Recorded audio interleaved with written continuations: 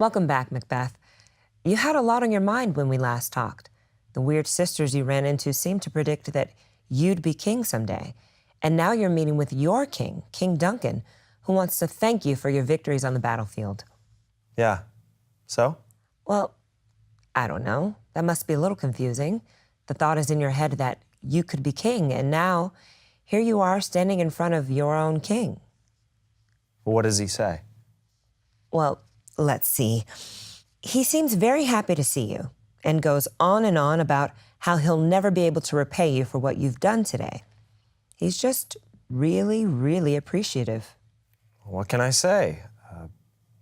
The service and the loyalty I owe in doing it pays itself. Wow. So you mean loyalty is its own reward and that he doesn't even need to thank you? You know he's not watching this, right? It's just the way our world works, Davina. He's the king. It's his job to be the object of our loyalty, and it's our job, our duty, to love, protect, and honor his throne and state, his children and his servants. It's pretty straightforward. Okay, I guess. Sounds like you snapped out of that funk you were in earlier. Well, let's see. Oh, right. He wants to make a little announcement. Yeah? He says that from this day forward, we will establish our estate upon our eldest, Malcolm.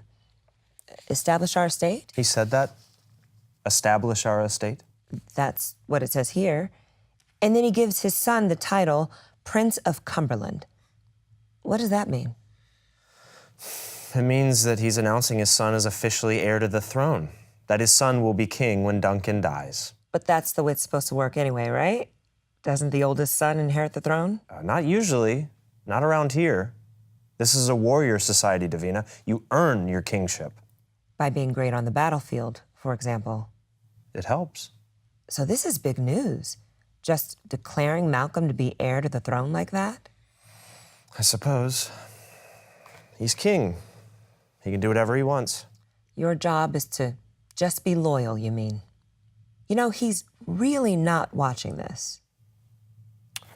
What happens next? Oh, let's see. He says he'd like to come to your castle for a visit. To bind us further to you, he says. I guess he wants to spend more time with you. Come to my castle, huh? Like right now? That's what it sounds like. Well, then I should run ahead and get ready for him. Let my wife know the good news. I should get going. Okay, but Macbeth, I know from when we talked earlier that there's a lot you're thinking about right now.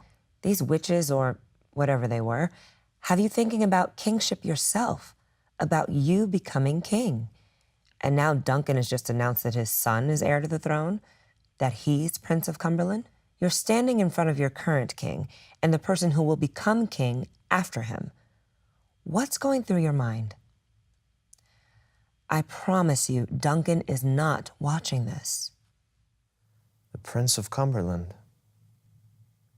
That is a step on which I must fall down or else overleap, for in my way it lies.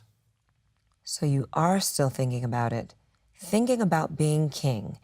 And if Malcolm has been named heir, that's either going to keep you from becoming king, a step that makes you fall down, or you're going to have to get around it somehow.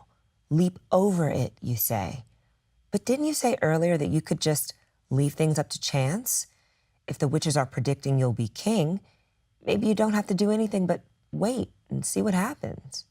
Stars, hide your fires. Let not light see my black and deep desires. Black desires? What black desires? I thought we were only talking about a prediction that you'd be king someday. What does desire have to do with it? The eye wink at the hand, but let that be which the eye fears when it is done to see. You mean you want your hand to do something without seeing it? But if there's something you fear to see, why would you wish that it would be done? Is that what you're saying? I should really get going. To prepare the castle, you mean? To prepare the castle.